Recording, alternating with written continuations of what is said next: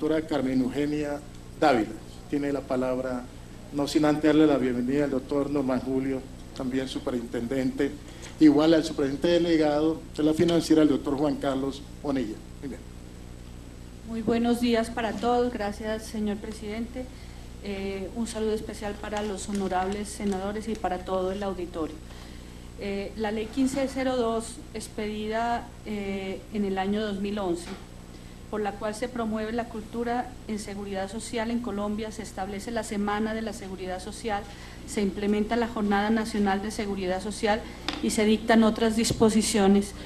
Es una oportunidad para el Sistema General de Seguridad Social en Salud para construir una verdadera política de cultura de la seguridad social, mucho más allá de lo que nos dice la misma ley. En este tema nosotros hemos querido aprovechar el espacio que nos da el Congreso de la República a través de la aprobación de esta ley para implementar y fortalecer una política pública que nace precisamente a partir de esta ley. La seguridad social en salud es un bien público que venimos construyendo muchos, con la mejor voluntad muchos, a veces con aciertos, a veces con equivocaciones, pero finalmente un bien público que hemos construido entre toda la sociedad y entre todos los poderes del poder público. Un bien público que representa salud y protección para todos los habitantes del país. Un sistema que es admirado por muchos países y que creo que a muchas de las familias de nosotros, de todas las personas que estamos en este recinto y de todos los colombianos, nos ha aportado en algún momento de nuestras vidas y sobre todo nos ha generado la protección financiera necesaria. Entonces, este bien público que no podemos tampoco decir que no tiene problemas y que permanentemente afronta retos y situaciones en las que todos debemos contribuir en la solución, ha sido una de las conquistas sociales más importantes para la sociedad colombiana y sobre todo para las personas más pobres y vulnerables del país. Rondamos permanentemente siempre y cada vez que hemos tenido la oportunidad de ser convocados a este recinto, rondamos en los problemas financieros del sector, los problemas que nos aquejan. Y siempre nos preocupa, y a mí desde mi responsabilidad como viceministra de la Protección Social, me preocupa obviamente mucho, es parte de mi responsabilidad, la sostenibilidad financiera del sistema. Pero esta sostenibilidad debe entenderse como un medio y no como un fin en sí mismo. El fin en sí mismo son las personas, son los ciudadanos y es generar salud y bienestar a las poblaciones. Y nos encontramos permanentemente con retos más allá de lo financiero, y esos retos tienen que ver muchas veces con los problemas y con las situaciones que desembocan en un denominador común, y es: necesitamos en este país más cultura de la seguridad social, y esta ley nos da la base para avanzar, como ya lo dije, en una política de largo aliento. No solamente es hacer la última semana del mes de abril una conmemoración a los inicios y a los eventos que dieron origen a esta ley, sino que sea una política pública con vocación de permanencia y en la que todos los agentes y todos los miembros del gobierno estemos insistiendo permanentemente para llevar un mensaje a la sociedad, a la comunidad, a las nuevas generaciones. Yo considero, y así lo hemos discutido con el señor ministro, que los cambios culturales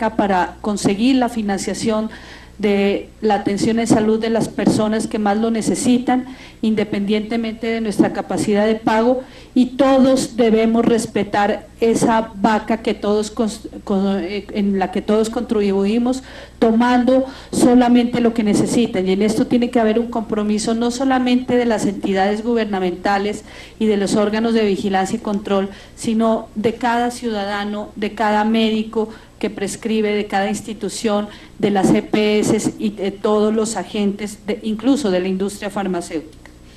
Entonces, también este tema de la cultura de la seguridad social, que como ya lo decía puede ser una sombrilla para tratar varios temas, tiene que ver mucho con el respeto y con, digamos, el abordaje y la concepción de ciertos valores éticos que los agentes del sistema tienen que tener para que esto sea posible. Y esto en última se resume en algo que el ministro ha repetido de manera constante, y es que necesitamos un acuerdo social coherente entre los usuarios de los servicios de salud y los agentes del Estado. Tiene que ver también con el uso racional de ese derecho.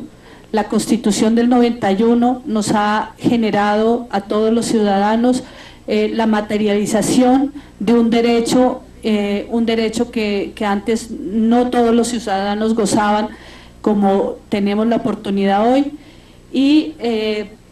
pero ese derecho debe ser usado de manera responsable y racional, porque lo que le quitemos de manera indebida a un ciudadano, esa vaca de la salud, le estamos quitando a otras personas que lo necesitan. Los recursos que se desvíen y los recursos que se usen de manera indebida para, por ejemplo, ese caso que se planteó en los medios de comunicación en días pasados, el caso de Córdoba, para financiar atenciones que no se requieren y atenciones dudosas, tiene pues una afectación en toda la comunidad, en todas las personas, en las personas enfermas de eventos que necesitan permanente atención. Los recursos, como ya lo dije, solo pueden salir de dos partes y son de la sociedad: impuestos o contribuciones.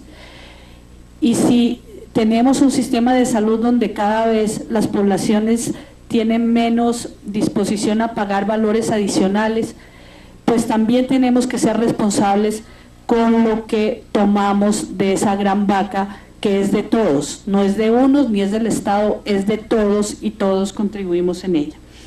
Otro tema y otra arista que tiene es este mensaje, esta sombrilla de la cultura de la seguridad social, tiene que ver con la transparencia, con el respeto por el otro, por pensar en los demás, por apropiarnos un poco del dolor del otro, y como funcionarios públicos, pero también como agentes de la atención o participantes en la atención, poder pensar en los demás, pensar en la gente que está enferma y ponernos en el zapato del otro. Tiene que ver con humanización, un trato adecuado y respetuoso y digno para las poblaciones. Tiene que ver con la ética en la que tienen que inspirarse todas las actuaciones de la función pública, pero también todas las actuaciones de los médicos, todos los profesionales de la salud, de las EPS y de los prestadores de servicios de salud, e incluso de los usuarios. En ese orden de ideas, nosotros quisiera hacer un breve informe sobre lo que hicimos este año en el que casi que, digamos, reimpulsamos esa política pública. Primero, en la Semana de la Seguridad Social, tuvimos una celebración de la semana con jóvenes y niños de algunos colegios del país, públicos y privados, 50 niños que contribuyeron en una reflexión y en un diálogo sobre valores y sobre uso razonable del derecho a la salud, sobre el buen trato y la humanización. Nos sorprendería pensar y ver lo que estos pequeños nos han enseñado a todos nosotros. Hay un video publicado en la página web del Ministerio no lo trajimos para proyectarlo aquí, pero eso fue un evento en el que nos acompañó en su momento pues el doctor Antanas Mocos, que después un ícono también aquí en el país sobre estos procesos culturales. Y también tuvimos en esa semana la inauguración del Centro Iberoamericano de Ayudas Técnicas para la Autonomía Personal para las personas que tienen algún nivel de discapacidad, e hicimos con una metodología, una jornada de reflexión y diálogo por la cultura de la seguridad social, en la que participaron varios agentes del Sistema General de Seguridad Social en Salud, profesionales de la salud, asociaciones médicas, sociedades científicas, usuarios, EPS, prestadores de servicios de salud, e hicimos una reflexión sobre este tema de la solidaridad, del adecuado manejo del recurso público sagrado, del respeto por los demás, etcétera, etcétera, todos los valores que debemos tener en cuenta y rescatar de cara a esta política pública. Tuvimos varias videoconferencias en las que se llevaron mensajes relacionados con la operación del sistema, pero siempre enfatizando en esta ley y en los objetivos que promueve esta ley. También se diseñó en la página web del Ministerio un espacio donde se destacan y donde se puede observar algunas reflexiones y los eventos que abordamos, no solamente durante la Semana de la Seguridad Social, sino también después, para enfatizar y digamos, trabajar en recalcar los valores y las vertientes de esta gran sombrilla de la cultura, que son las que mencioné anteriormente. Adicionalmente a eso, queremos de manera permanente en todos los eventos en los que hemos participado, todas las asistencias técnicas, hacer un énfasis con un método en este tema de la cultura de la seguridad social, visto en cada oportunidad desde la arista que corresponda de acuerdo a la temática. Y hicimos en el informe que le presentamos a esta honorable comisión un recuento de todos los eventos en los que ha participado el Ministerio, no solamente en la Semana de la Seguridad Social, sino durante todo este año, y particularmente después del mes de abril, en donde se instaló oficialmente la Comisión Intersectorial para trabajar estos temas, en los que hemos hecho y llevado un mensaje sobre este tema, y particularmente estamos trabajando inicialmente con el tema de la solidaridad.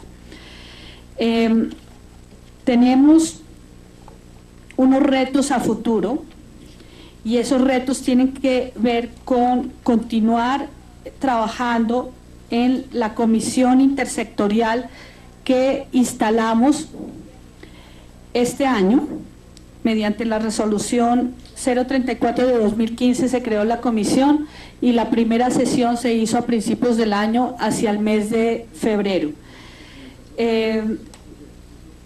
En esa comisión intersectorial participa el Ministerio de Cultura, el Ministerio de Salud, el Ministerio de Educación, el Ministerio de Trabajo, y hemos sesionado en varias oportunidades para, digamos, abordar un plan en donde las diferentes acciones intersectoriales tendrán que confluir en un mismo objetivo, y también sesionamos para organizar los eventos relacionados con la Semana de la Cultura de la Seguridad Social, que es una de las obligaciones o de los elementos que se plasman en la Ley 1502.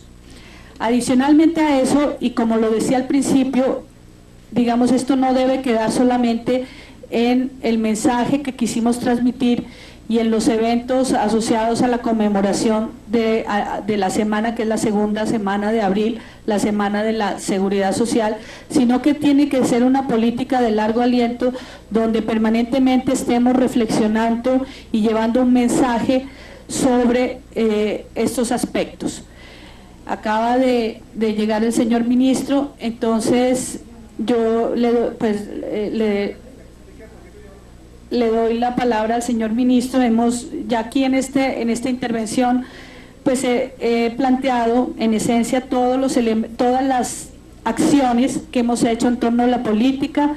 Hemos dicho que no nos queremos quedar solamente con la Semana de la Seguridad Social, sino que a partir de esta ley el Congreso de la República nos da la oportunidad para poder hacer una política de largo plazo, intersectorial, que en el principio nosotros estamos trabajando mucho con el tema de la solidaridad.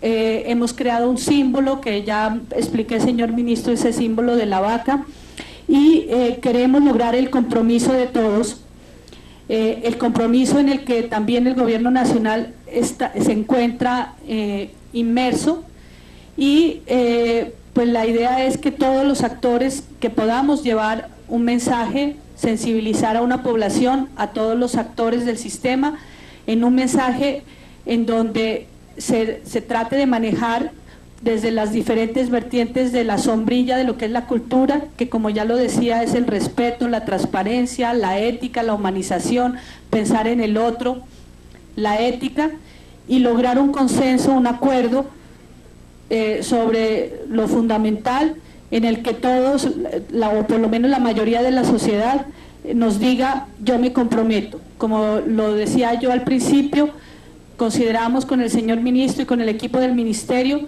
que los cambios culturales son de largo plazo, pero que sí se pueden lograr avances en el corto plazo, y que el llamado con esta política pública es a que podamos, digamos, valorar el bien público que la sociedad durante 23 años ha logrado construir en torno a la seguridad social. Entonces, para finalizar, quiero decir que con este símbolo que estoy mostrando aquí, que yo me comprometo, que los funcionarios de mi equipo de trabajo se comprometen, y a la cultura de la seguridad social, a fomentar los valores y a seguir trabajando en torno a esta estrategia.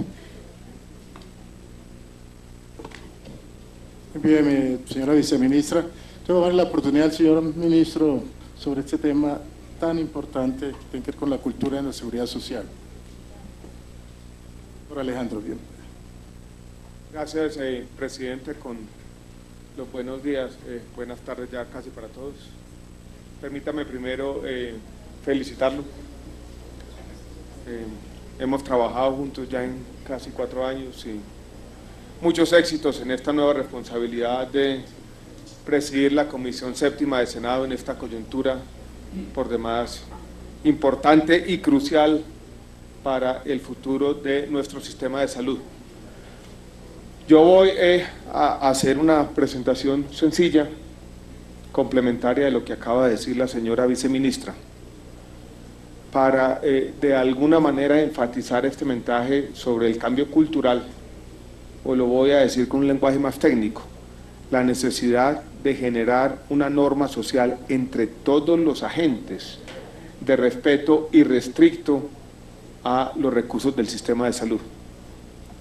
Hay un dato que hemos traído, doctor Honorio, con la felicitación y buenos días, tarde, por su responsabilidad.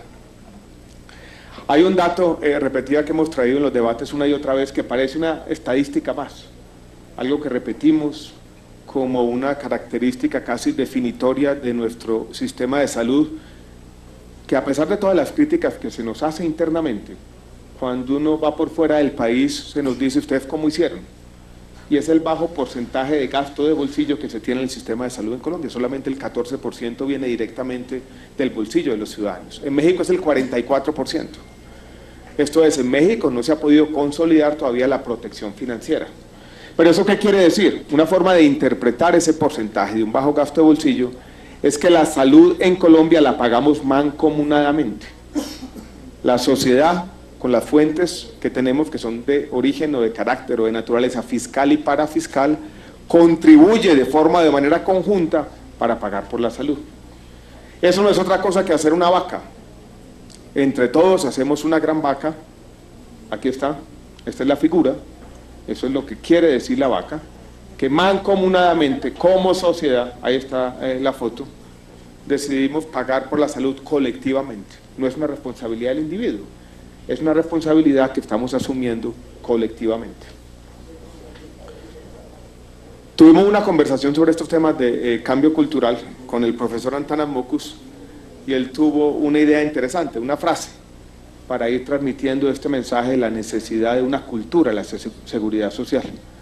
Y dijo: la vaca es sagrada. Eso quiere decir que los recursos con los cuales pagamos mancomunadamente la seguridad social son sagrados, los tenemos que respetar.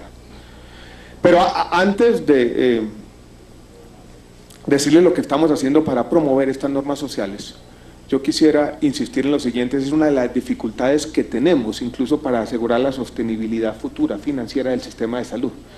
Y es que cuando uno paga mancomunadamente por los recursos, genera automáticamente lo que se conoce como un problema de acción colectiva. Y es que los incentivos comienzan a complicarse, digámoslo de esta forma. Esto es, a nadie le duele el bolsillo.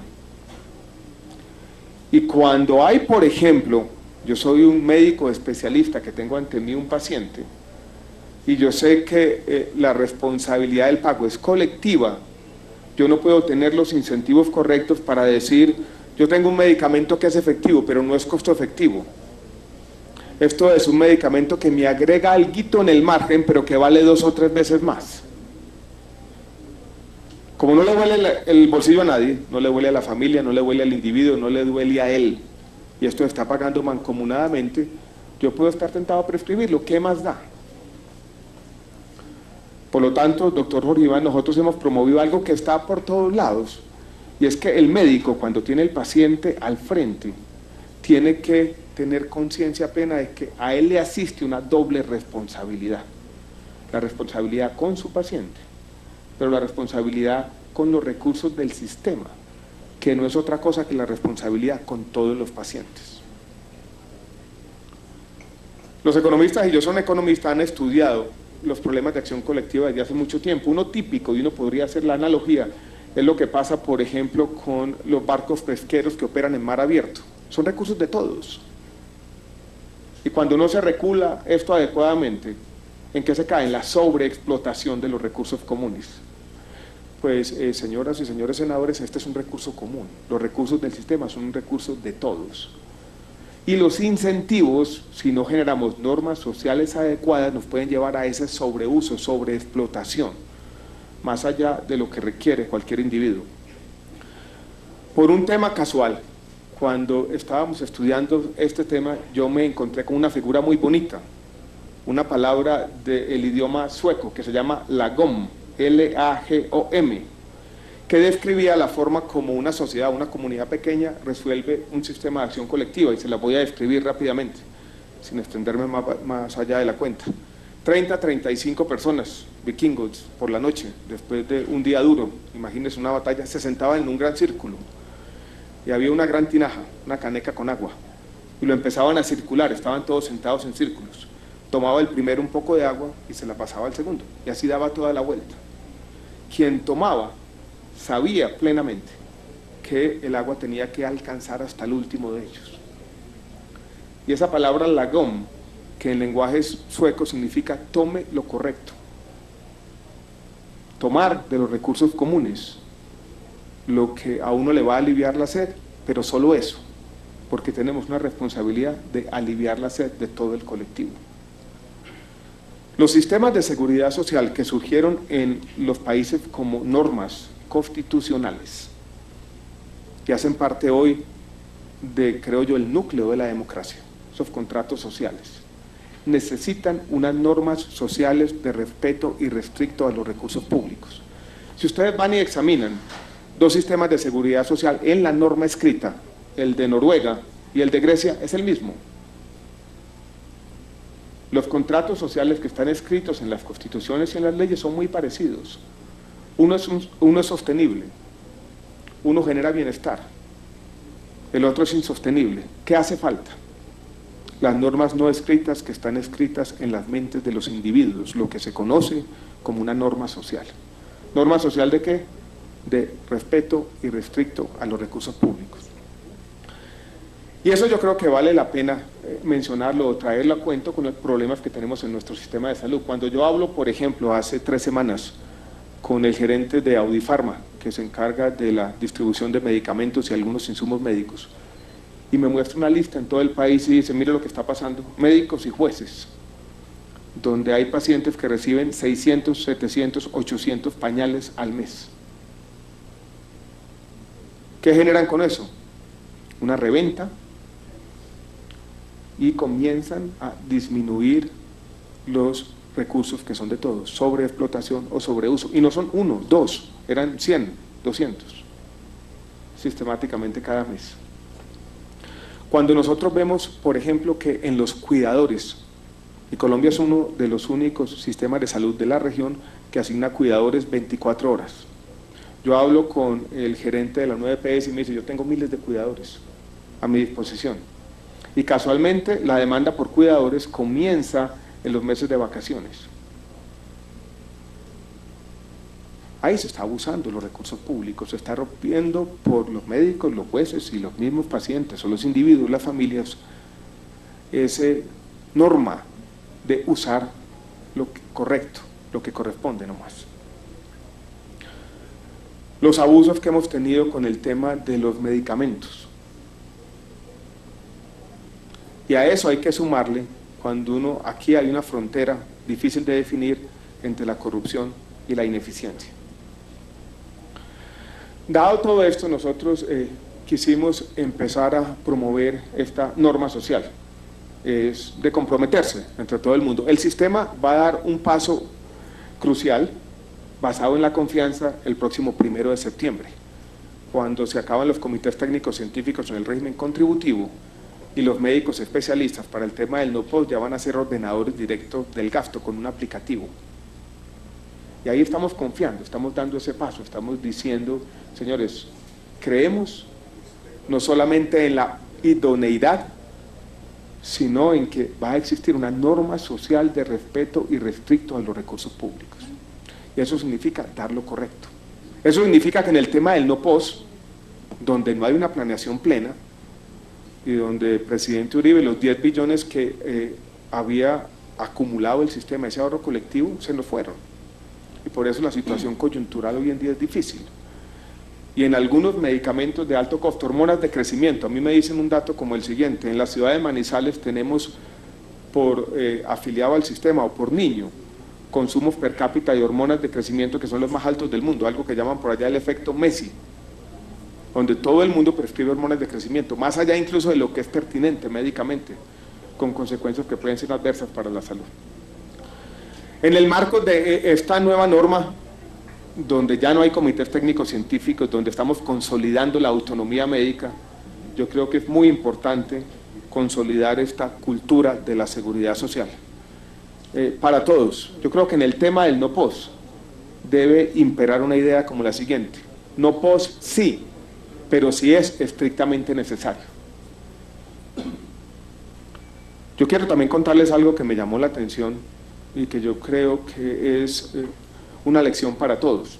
Cuando el Ministerio pide la resolución 1479, que conecta el pago de los servicios y tecnologías no-POS en el régimen subsidiado con el responsable de última instancia, que es la entidad territorial, y se genera conciencia entre los prestadores y los médicos y los laboratorios de que los recursos son escasos, yo comencé a oír historias del siguiente tenor en prestadores de servicios de salud.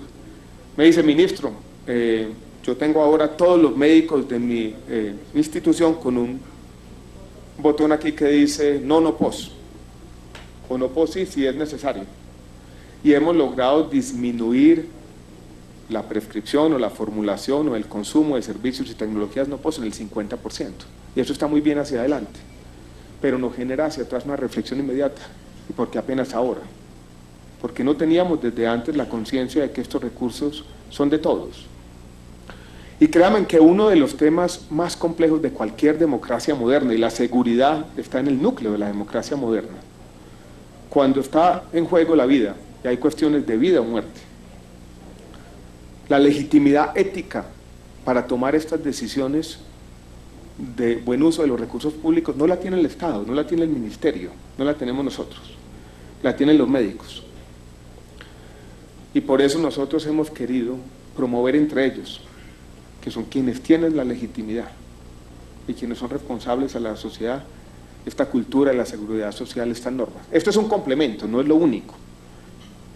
El Estado como ingeniero social, ingeniero de normas sociales, es una labor difícil. Hoy en día existe una nueva área de un ámbito de política pública donde se está diciendo se puede hacer algo, se pueden promover estas normas, pero eso significa continuidad, seguimiento y una pedagogía pública que es difícil, pero yo creo que es crucial y necesaria.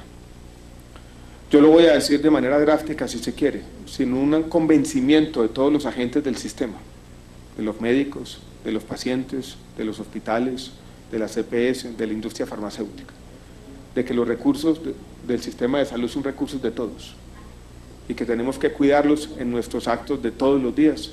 Va a ser muy difícil garantizar la sostenibilidad de nuestro sistema y seguiremos arrastrando este problema de manera permanente.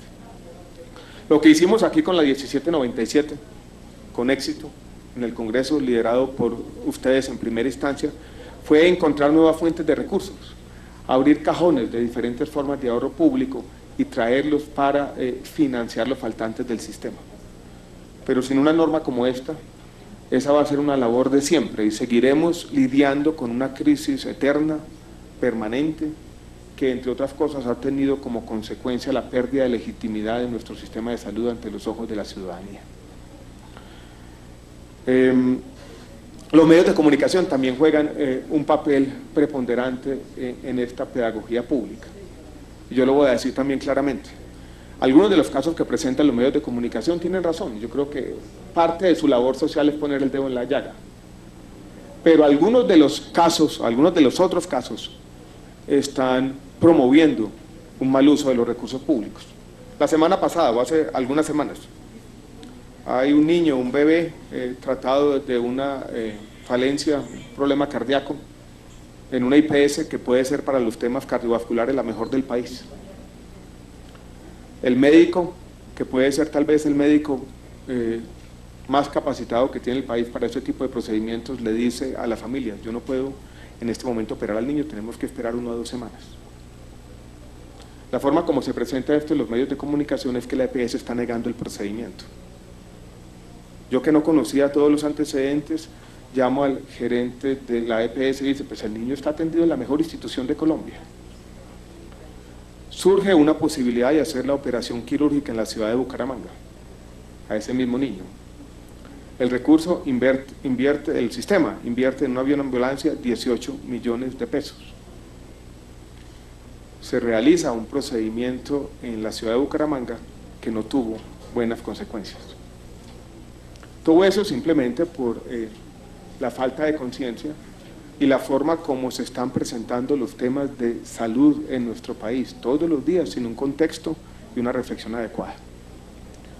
Entonces, eso fue lo que quisimos: dar un paso atrás, practicar lo que alguien en algún momento llamó conciencia prereflexiva y hacer una pedagogía pública sobre la vaca de la salud, generar esa idea de que los recursos son sagrados y que entre todos tenemos que cuidarlos todos los días. Yo creo que, señor presidente, fue, tal vez lo decimos también con parte de autocrítica, la primera vez que nos tomamos plenamente en serio esta Semana de la Seguridad Social. Hicimos un acto en el ministerio, hemos hecho esta pedagogía con EPS e IPS y seguiremos promoviendo en todo el país. Yo creo que un debate es necesario sobre el buen cuidado de los recursos públicos. Muchas gracias, señor presidente. A usted, ministro, quiero decirle a los colegas si en el transcurso de estos informes, sustentación de los mismos, si consideran ustedes alguna reflexión en algo en particular, bien vamos a darle un poco de dinámica a la sesión como tal. Entonces, bien pueda, señor presidente. Muchas gracias, presidente. Yo creo que los espacios de reflexión, no necesariamente frente al texto de un proyecto o a las preguntas de un debate, son muy importantes. Lo que ha dicho el ministro es de suma importancia. Y entonces ahí nos dice cómo ahora en septiembre empieza ese respeto al principio de la autonomía científica del médico, que es un principio invulnerable. Yo quiero plantear una preocupación. Nadie sabe, nadie ignora mi participación durante tantos años en la concepción, implementación, defensa, análisis, debate del actual sistema de salud en Colombia. El ministro nos decía ahora cómo el bolsillo de los colombianos está aportando el 14%, lo otro lo está aportando el sistema, que es un gran avance. Y yo ahora preocupado por todo este debate, me puse a revisar nuevamente el sistema inglés y el español. El español es un sistema que tiene muy buena aceptación del público. Es estatal, manejado por las autonomías y están gastando, tienen un gasto per cápita de 1.200 euros. Nosotros tenemos hoy $500. $500. Sí, la evaluación teníamos 600 y pico. Sí. Y uno se preocupa por esto. Nosotros con un gasto per cápita en salud relativamente bajo, hemos tenido buenos logros, pero también hay mucha queja ciudadana en muchas regiones. Yo voy a proponer un tema. ¿Sabe qué me preocupa, señor presidente, señor ministro, señora viceministra, superintendente y distinguidos senadores? En muchas partes del país hay la idea de que están surgiendo una gran cantidad de clínicas y pequeñas clínicas privadas que están generando una acumulación de riqueza enorme en cabeza de sus propietarios. Entonces a uno le presentan la queja y le dicen, bueno, ustedes crearon un sistema mixto, lo han defendido en nombre de la solidaridad. Dicen que tiene que haber el prestador público, privado, solidario, como el cooperativo, mixto, que tiene que haber el asegurador también en todas esas expresiones, pero que tiene que ser el Estado el que reglamente, vigile, garantice los principios de la eficiencia, la universalidad, la solidaridad. Entonces, a mí no deja de preocuparme hospitales públicos con enorme derroche. No se ha superado una costumbre que hace daño, que es la pelea política para controlar hospitales públicos y la pelea política para controlar entidades intervenidas.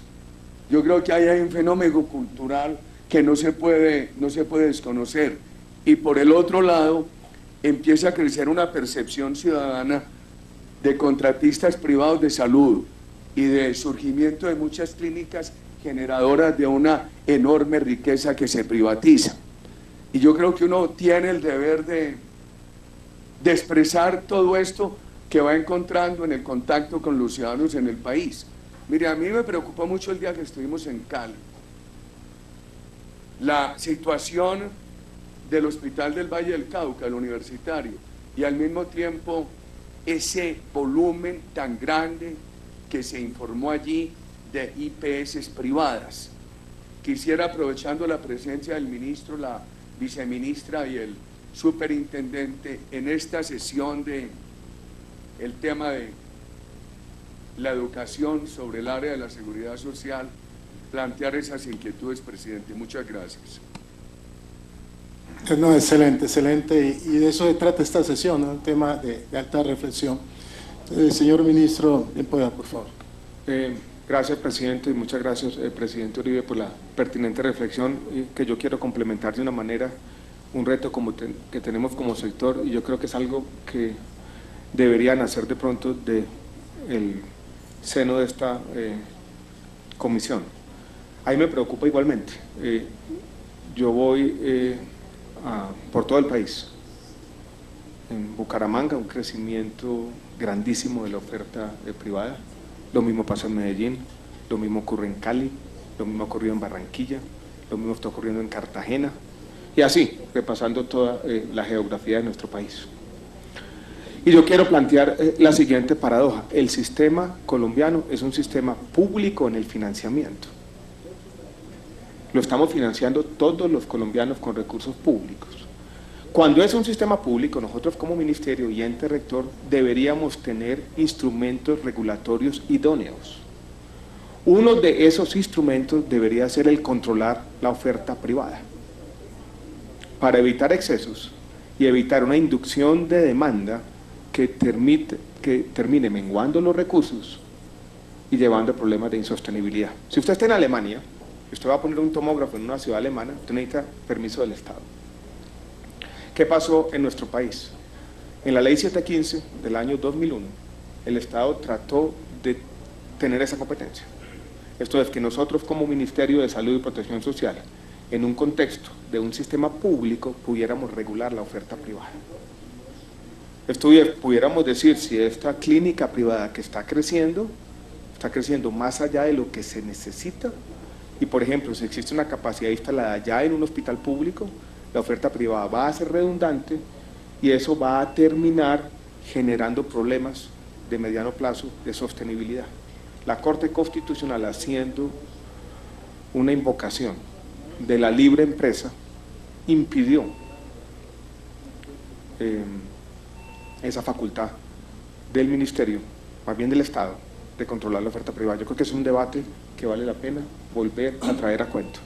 Y eso hay que cruzarlo con otro debate donde también tenemos pocos instrumentos regulatorios, y es el debate de los medicamentos. Si ustedes están en Inglaterra y la industria farmacéutica trae un nuevo medicamento y tiene autorización de mercado, registro sanitario, piensen en un medicamento oncológico que vale 2 o 3 veces más con respecto a los medicamentos que ya están en el mercado. ¿Qué hace Inglaterra? Viene el Instituto de Evaluación de Tecnologías, hace una evaluación, examina el valor terapéutico, ve que no tiene mucho valor terapéutico con respecto a los medicamentos ya incluidos y le dice a la industria farmacéutica: yo incluyo el medicamento, pero a este precio. Si la industria farmacéutica no acepta el precio propuesto por el Estado, simplemente no se paga. Y pueden decir lo que quiera las asociaciones de pacientes, pueden decir lo que quiera los jueces. Hay un estudio técnico de pertinencia sobre el valor terapéutico que determina el uso de recursos públicos. En Colombia, ¿qué pasa? Tenemos la autorización de mercado mañana, el INVIMA expide el registro sanitario, todavía no hemos hecho análisis sobre la pertinencia de incluirlo en el plan obligatorio de salud, y tenemos 100 tutelas al otro día. No nos dejan en un sistema público examinar la pertinencia. Entonces tenemos esta gran paradoja, y yo creo que eso explica también buena parte de los problemas de sostenibilidad. Un sistema financiado públicamente, donde los mecanismos regulatorios del Estado para controlar la oferta privada del sector hospitalario y la disponibilidad de diferentes medicamentos, vuelvo y repito, medicamentos regulatorios en esas dos dimensiones fundamentales, no están a disposición hoy en día del Estado colombiano. Y eso es muy difícil. O sea, administrar un sistema público donde uno no puede hacer juicio sobre la pertinencia de un medicamento o de un gran hospital privado es una tarea casi imposible. Y yo creo que eso explica muchas de las cosas que estamos viviendo y de los problemas donde tenemos que lidiar con un tema muy, muy difícil, con instrumentos regulatorios precarios. Yo creo que vale la pena ante la sociedad colombiana, ante la misma Corte Constitucional, traer ese tema a colación e intentar desde el seno de este Congreso, yo creo que una nueva reforma regulatoria que nos dé más instrumentos. Sí, senador y presidente, ya luego. Sí, ministro y presidente, muchas gracias. Yo excluiría lo que dije, las fundaciones por ende entidades sin ánimo de lucro, que las hay y muy buenas en el país.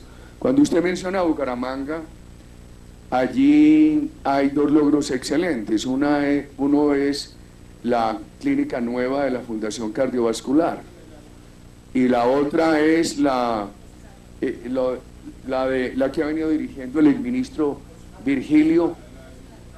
Sí, que eso está todo derivado, conectado con la que se creó hace muchos años con la Fundación Ardila Lule. Yo creo que Colombia tiene unas fundaciones que son verdaderas fundaciones, que no son fundaciones careta, que son fundaciones de verdad donde prima la solidaridad, la ciencia, sin ánimo de lucro, que hay que defenderlas. Y lo otro que excluiría es la clínica privada con vocación de servicios a visitantes extranjeros.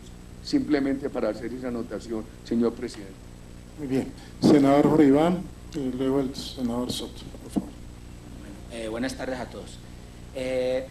Existe un científico inglés, gerontólogo, que se llama Aubrey de Grey, que hace unos planteamientos que han generado risa y sin embargo está muy vinculado a cómo evidenciarlo y probarlo.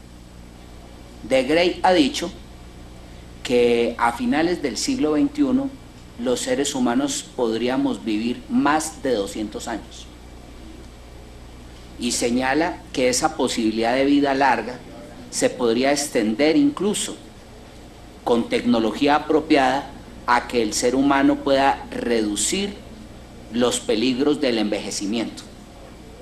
Y el Señor dice, nos aproximamos a hombres que puedan vivir 200, 300, 400, 500 años. Porque vamos poco a poco conociendo cuál es esa ciencia del envejecimiento y cuáles son esas variables que hay que intervenir para prolongar la vida del hombre. Un planteamiento interesante si observamos que en inicios del siglo XX, en Colombia por ejemplo, nuestra esperanza de vida al nacer era de 48 años. Y en un siglo hemos pasado de vivir 48 años en promedio a vivir 74 años en promedio. Para los hombres, 76 años en promedio para las mujeres. Los pueblos como el pueblo japonés, por ejemplo, vive 84 años en promedio. Quienes viven en el Principado de Mónaco, por ejemplo, viven 86 años en promedio. En algunos lugares como en Cuba, Japón, Noruega, ya hay algo que se llama el Club de los 100, que son los seres humanos que tienen 100 años. ¿Qué significa esto? Significa que cada vez los desarrollos tecnológicos aplicados a la vida nos darán la oportunidad de vivir más y nos darán la oportunidad de vivir mejor. Pero los cambios tecnológicos aplicados a la vida nos demandan nuevas culturas en relación a hábitos saludables, prevención de enfermedad, promoción de hábitos en términos de poder reducir aquellas variables que afectan la salud y la vida. Un modelo de salud, por tanto, es algo que va aplicado a esa circunstancia, vivir más en nuestro paso por la vida, vivir más y mejor en nuestro paso por la vida, porque cualquiera de los acá presentes siempre quisiéramos vivir más, porque vivir más es de alguna manera tener mayores oportunidades en términos de aplicar nuestro conocimiento, en términos de aprovechar este paso por la vida. Entonces nos preguntamos, si esa circunstancia viene con paso avasallador, ¿qué debe tener nuestro modelo de salud para efectivamente disfrutarla y poderla instalar? Entendiendo que hay ciertas variables que no son fáciles de modificar. Primera variable, no es fácil modificar que estamos en transición demográfica, que la pirámide poblacional colombiana ha venido cambiando, que vamos a tener cada vez más adultos mayores que son adultos mayores demandantes de servicios de salud. Eso es una constante y por lo menos durante los próximos 50 años se va a profundizar esa circunstancia. Por tanto, una sociedad como la nuestra debe entender que esa transición demográfica, ese envejecimiento de hombres y mujeres con nuevas tecnologías que posibilita aumentar nuestro espacio de vida, va a demandar mayores inversiones en el sector de la salud. Segunda circunstancia que está de la mano, cada vez más van a existir nuevas aplicaciones tecnológicas. lo que usted observa como avance en telecomunicaciones, como avance en nanotecnología, como avance en nuevos tipos de materiales, van a tener necesariamente su uso en salud. Y al tener su uso en salud, van a presionar sustancialmente la caja en todos los modelos de salud existentes. La tercera circunstancia, estamos en zona ecuatorial, estamos en el país o en uno de los países donde el cambio climático, donde el calentamiento global, donde las circunstancias de la modernidad va a tener mayores impactos. No es carreta, es cierto. Lo estamos viviendo en un periodo muy corto de tiempo. Cuarta variable, seguimos en un momento complejo, a pesar de ir aumentando las enfermedades crónicas, a pesar de ir incrementando nuestra edad, seguimos teniendo claras implicaciones en el modelo de salud del trauma y la accidentalidad. Seguimos teniendo 12.000 homicidios por año, seguimos teniendo importantes accidentes de tránsito que aplican a la caja del sector salud. Pero adicionalmente, seguimos siendo anacrónicos, de alguna manera dispersos, difusos en el modelo de la salud. Muchísimos actores y cada actor sin tener una política clara y sin tener una racionalidad en el gasto. Es cierto. Las explosiones de prestadores de servicios son muchos sin regulación alguna. La falta de criterio y de organización en la formación del talento humano en el sector de la salud nos hace daño. No existe racionalización en la utilización de los recursos, ni por parte de quien presta el servicio, ni por parte de quien demanda el servicio.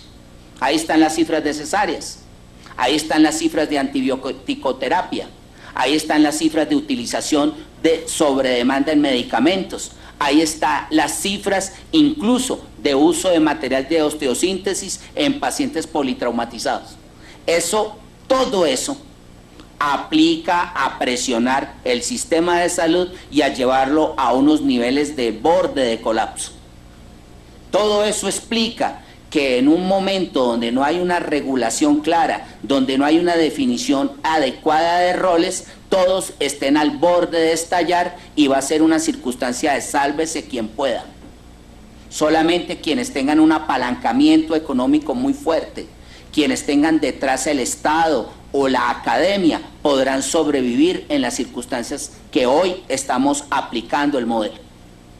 Muy interesantes las reflexiones, pero más interesantes son las acciones frente a la circunstancia ocurrida. Hace rato no tenemos niveles de atención, se acabó eso. Hace rato que no tenemos primero, segundo, tercero y cuarto nivel de atención debidamente regulados y definidos. Nos encontramos clínicas y hospitales de primer nivel con ecógrafo, con acciones de segundo y hasta de tercer nivel. Y nos encontramos empresas promotoras de salud que no tienen absolutamente ningún control sobre su usuario para reducir los impactos que tiene el entorno en la salud de ese sujeto. Ni saben quiénes son sus usuarios. Ante esas reflexiones, la acción nos demanda una política en formación de talento humano que sea racional en el uso de los recursos existentes. Nos demanda una política de Estado que sepa que no podemos tener todo al mismo tiempo y que solamente de manera progresiva podemos ir alcanzando niveles de satisfacción amplios y generosos. Nos demanda una acción frente a los jueces para poder definir muy bien con ellos cuál es esa garantía que quieren proveer por decreto sin tener ni techo financiero, sin conocer científicamente lo que se orienta.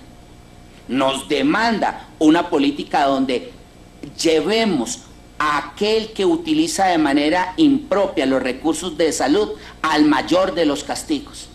Demandamos una política que defina el régimen subsidiado, porque tener un régimen subsidiado en ocasiones es tener una patente de corso que desestimula el pago de recursos y que desestimula la cotización. Ustedes no han observado quien tiene un régimen subsidiado, en ocasiones no les interesa participar de un empleo formal, dado que tengo un régimen subsidiado permanente. Necesitamos un modelo que revise la formación de talento humano en salud y que propicie las acciones, no al interés de la demanda, sino al interés de la nación colombiana en cuanto a las especialidades que tenemos que acreditar con acciones afirmativas. Necesitamos un modelo de salud que adicionalmente se dé la oportunidad de pensar en términos de perfil epidemiológico y de focalizar los recursos allá donde más se demanda la atención. Es extraño lo que nos está pasando, pero también tenemos que decir cosas positivas. Tenemos nuevas instituciones necesarias e importantes, diría yo, tanto prestadores de servicio como empresas promotoras de salud. Me parece que tenemos un renglón de la economía cada vez más amplio y vigoroso, cerca del 7.6 del Producto Interno Bruto en el sector de la salud. Tenemos cada vez más empleados en el área de los servicios de la salud, como auxiliares, enfermeras, médicos, especialistas, terapistas, personal de apoyo, lo que hace que tengamos un renglón industrial de fuerza. Tenemos cada vez mayores y mejores indicadores, pero necesitamos resolver algunos asuntos. Si nos diéramos la oportunidad de pensar que el tiempo se nos está acabando y que hay que ajustar la acción en esos asuntos, podríamos resolver si debe ser la salud resuelta por medios de pago que incentivan el lucro o si debe ser el modelo de salud por medios de pago regulados que no incentiven el lucro. Porque el medio de pago se convierte en un elemento complejísimo de desarrollar nuestra tesis en materia de salud. Ese es, digamos, lo que quería decir al respecto. Gracias. Sí, muchas gracias. Correcto. Va a recoger, ministro, que decir, estos análisis son bien importantes porque, me excusa antes de darle el uso de la palabra, son los temas de fondo que tiene que analizar y discutir esta comisión. Estamos hablando del modelo, qué ajustes hay que hacer. Aquí se está hablando de unos temas que hay que inclusive avanzar mucho más en la regulación, son temas de fondo, el tema de presupuestos para la salud, bueno, tantas cosas. Entonces, a esta comisión de verdad yo llamo la atención sobre esta discusión, son los temas neurálgicos, a mi juicio, centrales en todos los temas, porque a veces nos quedamos con los efectos de lo que está sucediendo y no profundizamos en los temas de las causas y la solución.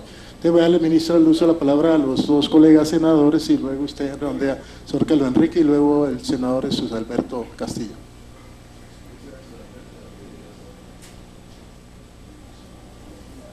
Pueda, senador Jesús Alberto Castillo. Agradezco la gentileza del senador Soto. Saludo a senadoras y senadores de esta comisión. Saludo aquí la presencia del señor ministro de Salud, a la señora viceministra, al señor superintendente de Salud y el delegado de la Superintendencia Financiera y a todos y todas los presentes. Yo me quiero referir a esto, señor presidente, de manera concreta a lo siguiente. Pues yo empiezo por saludar lo establecido en la ley que desde el año 2011 se plantea la promoción de la cultura y establecer esta semana de la seguridad social. Y la señora viceministra nos trae aquí y nos muestra la vaca de la salud como un símbolo de trabajo conjunto, de esfuerzo mutuo, de aporte de todos, que es lo que es una vaca. Y el ministro viene un poco más rebuscado con el término sueco lagom, para referirse también a cómo debemos hacer un uso moderado del sistema. Me parece supremamente importante que se haga este esfuerzo para generar una cultura nueva en el país, pero esa cultura de la seguridad no puede encontrar como responsable ni trasladarse la responsabilidad al usuario. Es decir, que esto no puede ser única y exclusivamente para quien tiene derecho a la salud, entonces ahora se le dirige todo un esfuerzo institucional para que vaya menos al sistema o por lo menos para que tenga mayor responsabilidad con la seguridad social. Yo solo quiero decir que la mayor demanda de bienes en salud está ocasionada, señor ministro, aquí por la situación alimentaria que tiene este país. Los modelos que aquí siempre se colocan como ejemplo, pues están relacionados con el acceso a una alimentación sana, pero es que aquí se viene destruyendo la soberanía alimentaria, y en la medida que la población se alimente mal, más va a necesitar entonces ser atendido en el sistema, por ejemplo. Entonces no se puede descartar o mirar una responsabilidad únicamente del sector salud al Ministerio de Salud. Tiene que haber una apuesta integral del Estado, que está destruyendo hoy la posibilidad de alimentarse y lógicamente de tener menos demanda en el sistema. Eso es necesario revisarlo entonces, porque no se puede únicamente decir, bueno, hay que hacer la vaca, hay que todos acudir al lagón, sino que también el Estado tiene que cumplir con su responsabilidad. Y por otra parte, ahora van a hablar los dos superintendentes y se tendrán que referir al artículo 7, como dice el orden del día. Y en el artículo 7 hay que presentar informes y avances de las sanciones, producto de las sanciones, porque aquí hay un sistema de salud corrupto. Aquí no salimos del escándalo de Saludcop, de lo que está hoy inmerso Café Salud y de todas las EPS. Entonces, la confianza en una campaña que llame a hacer la vaca tiene que estar atravesada por estos determinantes también que afectan la salud y por realizaciones en materia de lo que corresponde a la superintendencia, porque no se puede entonces decir al usuario que tiene que hacer un esfuerzo, pero la plata se la están llevando esos monopolios y se la están llevando los que ya sabemos en el país y estamos esperando resultados. Yo quiero referirme, señor presidente, señor ministro, a que esta campaña no puede ser una sensibilización para aceptar la tercerización laboral, que esta campaña no puede ser para sensibilizar en materia de que los pensionados sigan cotizando el 12% en salud. Esta no puede ser una campaña, una semana de la seguridad social donde se genere una sensibilización acerca de la necesidad de ampliar la edad para la pensión. Esta tiene que ser entonces unas acciones y unos esfuerzos que desde la institucionalidad permitan que la gente gane confianza, pero no se gana confianza si uno está mal alimentado y no se gana confianza si no hay generación de ingresos, no se gana confianza si no se muestran resultados en materia de corrupción. A eso me quiero referir. Es muy importante la ley 1502 de 2011, pero es mucho más importante encontrar los resultados que desde el gobierno deben generarse para ganar la confianza y haya realmente una cultura de la seguridad social en Colombia. Muchas gracias, señor presidente. Bien, señor Carlos Enrique, y luego el señor ministro de Salud. Muchísimas gracias. A mí me gusta el planteamiento que hace el ministro de la responsabilidad compartida, que no es otra cosa que la generación de conciencia. Pero sí creo que es importante reflexionar si durante ya 20 y pico de años hemos podido avanzar tanto en esa generación de esa conciencia, porque uno no ve que avancen los resultados, realmente por lo menos los que uno quisiera. Esta semana, o este tema de la Semana de la Seguridad Social también nos tiene que traer a colación cuál es el ordenamiento desde la parte institucional, desde las diferentes instituciones. El ministro nos coloca un ejemplo, y el doctor Uribe siempre nos lo ha dicho acá en esta comisión, que donde menos se aporta para la salud es en Colombia o en uno de los países que menos aporta, y además que eso es cierto. Pero las cifras que se ven, yo creo que aquí hay muchas cifras que no se ven. El 1,5 millones que no aparece en el censo, por ejemplo. Colombia, de acuerdo al DANE, tiene 48.203.405 ciudadanos. Y si usted hace las cuentas, relaciona un poco más de 46 millones, 21 millones y pico, 21 de los que están en el contributivo, 23 en el régimen subsidiado y 2 en el régimen excepcionales. Y ahí nos queda un faltante de 1 millón, un poco más de 1,5 millones. ¿Dónde están?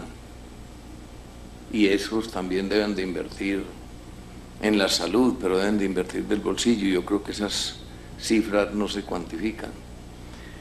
Las cifras que tampoco se cuantifican, la que uno tiene que pagar para ir a conseguir la cita con el especialista, si tiene con qué, porque no es posible esperar una cita con un especialista, o los medicamentos que tiene que comprar o que compra la gran mayoría del pueblo colombiano, porque es más costoso el tiempo que se invierte para ir a que le entreguen la pasta, la pasta, que lo que cuesta, que es más costoso el tiempo que lo que cuesta el medicamento que le formulan, porque aunque soy consciente de esa regulación que debería haber y de esa conciencia que debería haber para que se medique lo que se requiere y lo que sea justo, como dice el señor ministro, pues yo creo también que hay un desajuste bastante grande que se invierte por parte del pueblo colombiano, que yo no creo que aparezcan en esas cifras que usted plantea del 14%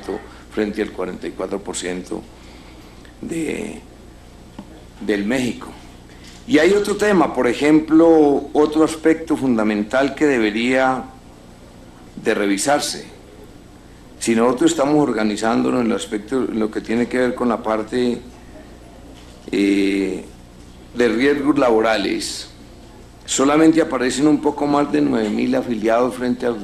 Debería estar por lo menos muy cerca a las cifras de los 21 millones que están en el régimen contributivo. Eso lo que quiere decir es que no hay una exigencia realmente para que todos tengamos que estar en línea, para que todos tengamos que estar protegidos, para que los patrones y los trabajadores asumamos la responsabilidad correspondiente. Y así sucesivamente podríamos hablar de muchas cifras. Y lo que pasa con la vaca sagrada, a la cual usted hace tanta referencia, ministro, que me parece bien, es que a veces ponemos a cuidar esa vaca sagrada a las pirañas que están hambrientas, en su buena parte. Y esa no es una responsabilidad de las pirañas que colocan, ni mucho menos, y no de quien las designa. El tema, por ejemplo, que ha pasado con Salucop, tanto tiempo intervenido, y con Café Salud, eso es lo mismo. El 97% de Café Salud le pertenece a Salucop, o sea que eso es como una cosa igual. Y ¿por qué no revisamos las cifras detenidamente? ¿Cuál ha sido el manejo en esas intervenciones? ¿O cuál es el manejo en las intervenciones que se están llevando a cabo en los diferentes hospitales de Colombia que lo están liquidando? Después de 3 o 4 o 5 años de intervenidos, uno esperaría como ciudadano y también como legislador que al crear la superintendencia y la superintendencia tomar la decisión de intervenir en una institución es porque muy rápidamente va a tomar las determinaciones correspondientes o de liquidarla o de activarla, de ponerla a funcionar o de ponerla saludable para que le pueda servir a los ciudadanos, a sus afiliados, a los pacientes, que es la razón primordial de ser. Pero después de 3 o 4 años la determinación es liquidarla. ¿Por qué no se tomó la determinación en los 6 meses siguientes o en el año, por ejemplo? ¿Por qué? ¿Lo de Caprecón no es un desastre hace muchos años? ¿Cuántas responsabilidades hay desde dónde? Desde las altas esferas. ¿No es un gran desastre lo que ha pasado? ¿Por cuántas manos pasó? ¿Y cuál de las manos que lo tuvo bajo su responsabilidad realmente la mejoró? No hemos examinado a ver si se empeoró o no se empeoró.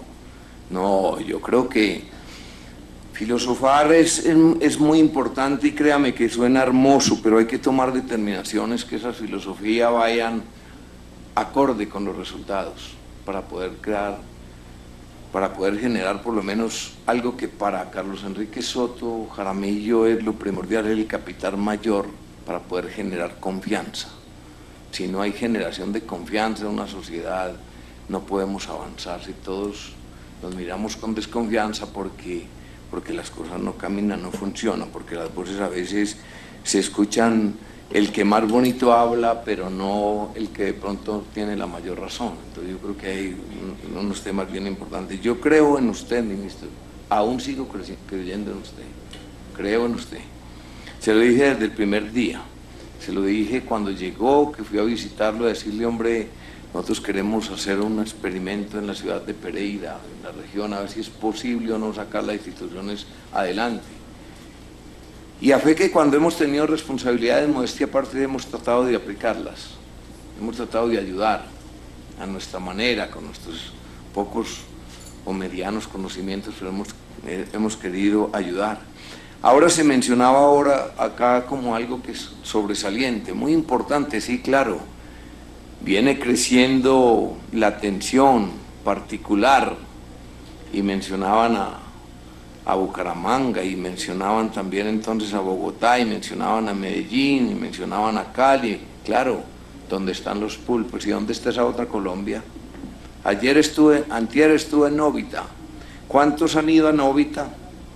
¿Cuántos han transitado las carreteras para llegar a Novita, Chocó?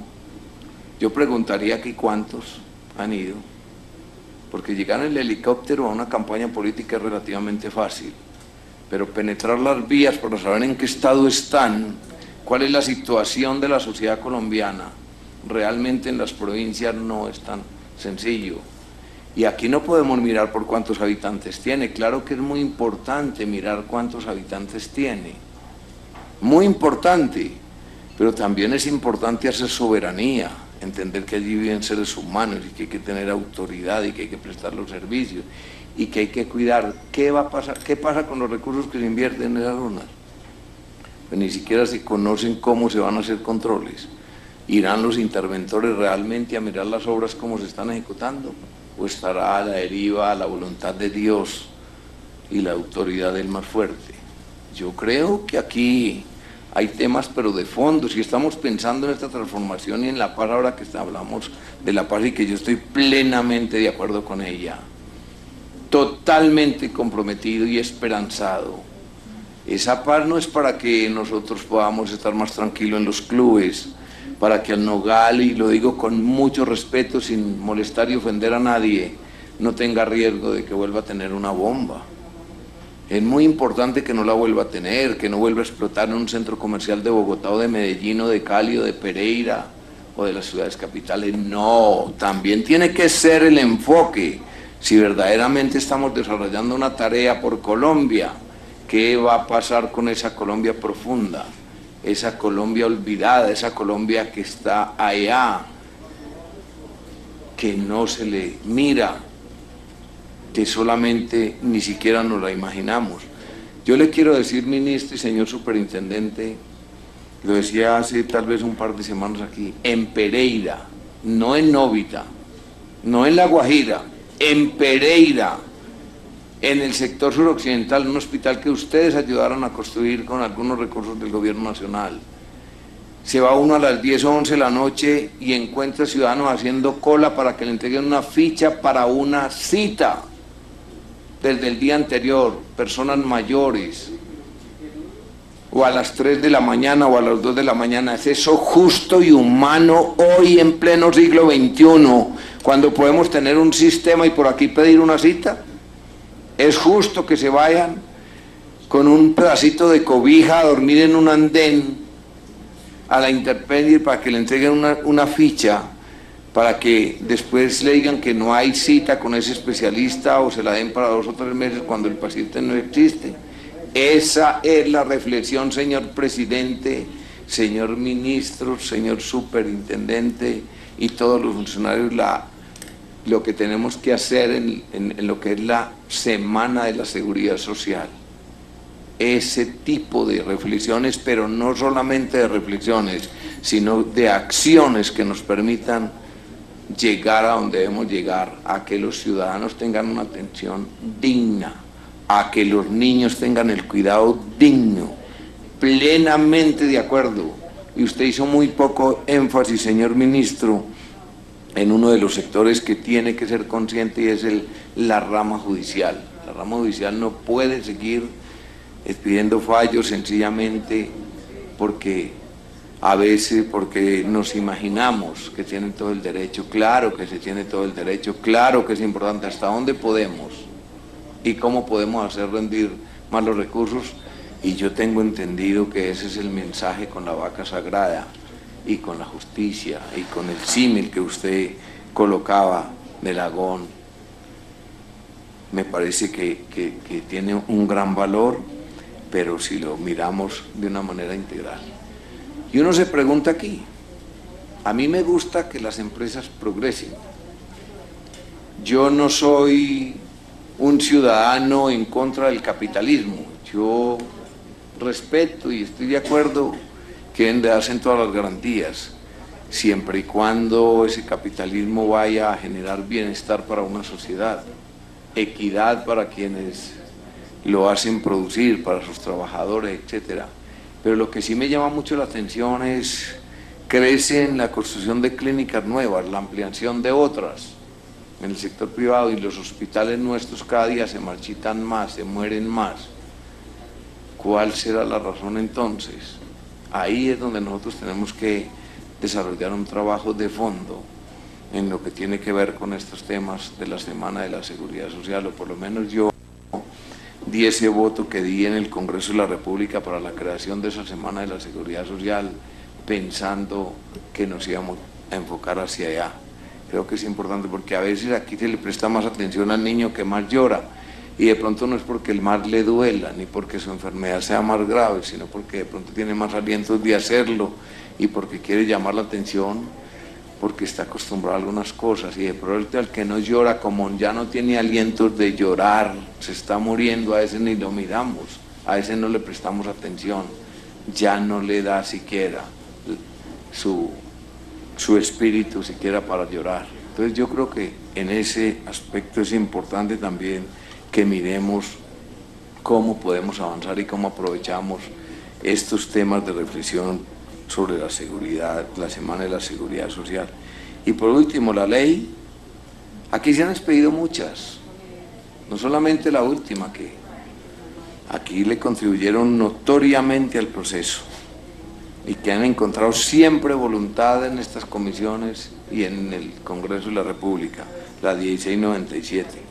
Ojalá y que tenga la mejor aplicación, ojalá y que verdaderamente en 3 o 4 años o 5 no estemos mirando lo que ha pasado con algunos recursos y no los efectos. Yo quisiera que miráramos más bien y que nos diera los buenos efectos en cuanto a la respuesta en el mejoramiento de la prestación de los servicios de salud que se requieren. Y también, si hay necesidad de ajustar el presupuesto, estamos dispuestos a hacerlo, estamos a puertas de la discusión del presupuesto. Camine y hagamos una causa común todos, pero cuando uno va a plantearlo por solidaridad de gobierno, entonces no se puede hablar de unos temas porque se desajusta en otra parte. Miremos cuáles son los prioritarios y entonces juguémosle a eso. A mí me parece que el tema de la salud es muy, pero muy importante. Educación y salud son temas de alto calado en esta sociedad, claro está, pero que se vean realmente reflejados. Si los aumentamos en esos rubros, se vean reflejados en el impacto que beneficia a la sociedad, no solamente en los presupuestos, y que no tengan esos resultados positivos que es la razón de ser de todas estas discusiones. Gracias, señor presidente. Bien, entonces vamos a permitir al señor ministro que va a hacer su análisis con respecto a los planteamientos de ustedes, y luego continuamos con el señor superintendente de salud y el delegado de la superintendencia, el superintendente delegado de la financiera. Gracias, señor presidente. Yo quiero hacer 2 tipos de comentarios. Uno, para responder a algunos de los comentarios muy buenos que hizo el senador Ospina, y otro para traer un tema que se mencionó por varios de los senadores, del senador Soto, y es el tema de la corrupción y la necesidad de actuar, para que esto no se nos quede en discursos. Primero, para el senador Ospina. Esta cultura de la seguridad social es una estrategia complementaria. tiene que acompañar otro conjunto de estrategias ya regulatorias y normativas. Y yo, sin ser exhaustivo, esa no es la idea del debate. Sí quiero mencionar casi como un inventario las otras políticas que ha venido desplegando el Ministerio para garantizar el equilibrio y la sostenibilidad futura del Sistema General de Seguridad Social en Salud. El senador Ospina no lo mencionó, pero parte de lo que él sugería ha sido recogido por el Modelo Integral de Atención en Salud, el MIAS, con sus rutas de atención, con la necesidad de tener una mayor racionalidad, con la necesidad de tener, es un tema que también el presidente Uribe ha mencionado una y otra vez, redes integradas de atención en salud. Parte de los problemas que tenemos, creo, en el departamento de Antioquia, en nuestra ciudad Medellín, se originan en la carencia de redes adecuadas. Las falencias históricas de Metrosalud han sido de alguna manera sustituidas por la atención en los servicios de urgencia de los hospitales de mayor complejidad, lo que genera todo tipo de ineficiencias. El Ministerio desde hace aproximadamente, usted también lo conoce, representante Ospina, hemos venido promoviendo, hemos estado en todo el país, hemos venido de alguna manera planteando esta idea de que un nuevo modelo de atención, más que un nuevo modelo de salud, es lo que se necesita. Hemos venido promoviendo rutas de atención por patología. Yo creo que el país, tanto en sus estamentos académicos como en los mismos temas de salud, ha recogido con entusiasmo este modelo de atención integral en salud que lo planteó el Plan Nacional de Desarrollo y que de alguna manera es la apuesta futura que consideramos desde el Ministerio tiene que hacer el sistema. Al mismo tiempo, para promover la incorporación ordenada y adecuada y sostenible de nuevos medicamentos, por ejemplo, nosotros hemos planteado, y lo podemos discutir aquí más adelante, con base en el plan de desarrollo en el artículo 72, una metodología como la siguiente. Llega un nuevo medicamento al país. Según el Plan Nacional de Desarrollo, tiene que darse una simultaneidad entre el proceso de registro sanitario, regulación de precios, análisis de costo-efectividad. Digamos que el análisis de costo-efectividad del valor terapéutico de este nuevo medicamento muestra que ese medicamento no aporta nada, incluso su valor terapéutico está por debajo de lo que ya está incluido o incorporado en el plan obligatorio de salud, en el formulario básico, en lo que fuere. Ahí vamos a poner en marcha lo que se llama como el mecanismo participativo de exclusiones que contempla la ley estatutaria. Si el valor terapéutico es el mismo, lo que vamos a decir como sistema de salud es que no podemos pagar más, pagaremos el mismo precio del homólogo ya incorporado en el formulario básico. Y si el valor terapéutico sí es mayor, vamos a empezar una negociación centralizada con la compañía farmacéutica partiendo de el precio de referencia internacional, que recuerden, se fija con base en la comparación con 17 países de referencia. Esa es la nueva metodología que estamos proponiendo, basada en el desarrollo de la ley estatutaria y los artículos del Plan Nacional de Desarrollo, para el nuevo plan de beneficios que tiene que empezar a regir desde el año entrante. Hemos seguido trabajando en la política farmacéutica de regulación de precios, tenemos un instituto para la evaluación de tecnologías en salud, hemos promovido mecanismos de pago entre los aseguradores y los prestadores diferentes que no incentiven el hacer por hacer. En medicina muchas veces más significa menos. Y tenemos entre todos, y yo en esto le hago eco a lo que dice el senador Soto, que es seguir promoviendo en todos los estamentos de la sociedad en general y en los jueces en particular una mayor responsabilidad. Y voy a poner un ejemplo específico de la semana pasada. Hay un fallo que ustedes de pronto conocieron de la Corte Constitucional que le ordena al Ministerio de Salud y Protección Social la incorporación de tratamientos de fertilidad, sobre todo en parejas que no tengan la capacidad de pago. Y nos dice la Corte que somos nosotros, no ellos, que son quienes, creo yo, deben delimitar la responsabilidad del Estado y el derecho fundamental a la salud, quien debemos decidir. Esa no es una decisión tecnocrática, esto no es una decisión técnica, es una decisión que debería estar basada en el criterio del juez constitucional, que es él el encargado de definir los alcances del derecho fundamental a la salud. Y nos dicen, definan ustedes y miren cómo paguen, sin tener en cuenta del otro lado dónde están los recursos. Y esta es una de muchas decisiones. Un tratamiento de eso puede valer 20, 50, 100 millones de pesos. ¿Hasta dónde alcanzan los recursos del sistema? Es el juez constitucional quien tiene la legitimidad y quien debe definir los alcances razonables del derecho fundamental a la salud. Se lo decía ahora al señor secretario aquí, cuando en la ley estatutaria tratamos de tomar una decisión razonable y decir el sistema solo debe entregar lo que se necesita con necesidad, la misma Corte Constitucional dijo no con necesidad. Entonces, ¿qué es? ¿Hasta dónde llegan los límites de este contrato social? Yo en estas discusiones he podido llevar esta reflexión a todos los foros mundiales. Hace 3 meses, en mayo, en la Asamblea Mundial de la Salud, me reuní con mi contraparte de Noruega y pude explicarle, tratar, porque no es fácil, entender nuestro desorden, esta falta de límites que existe en Colombia. La gente no puede creer. O sea, no puede creer que uno simplemente sume y acumule beneficios sin tener una reflexión paralela y concomitante sobre de dónde vienen los recursos. Lo mismo ocurre con otras dimensiones que yo creo que como sociedad tenemos que tener coherencia. Esto no es un embeleco neoliberal, es simplemente tener una coherencia en las decisiones que se toman socialmente. Y no la hemos tenido. Y no la hemos tenido en todos los estamentos. Pero viene el otro tema, y yo creo que en esto tiene mucha razón el senador Soto y todos, y es que para tener la legitimidad para poder tomar estas decisiones necesitamos combatir la corrupción.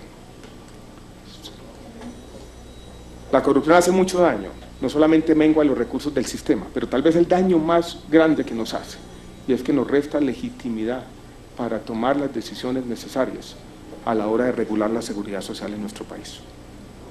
Quiero presentarles una radiografía, una anatomía de los temas de corrupción que nos preocupan, sin hacer una reflexión extensa, porque no es el día y no es el momento. Pero yo diría, los primeros son la desviación de recursos de los pagadores o EPS, donde hay algunos fallos, hay problemas, y yo quiero en todo caso, senador Soto, usted decía, necesitamos decisiones, no solo discursos.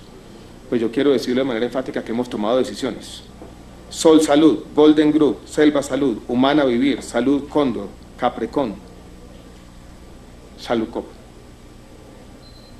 Por razones de diversa naturaleza, en parte por problemas de corrupción allí enquistados, esas EPS fueron liquidadas.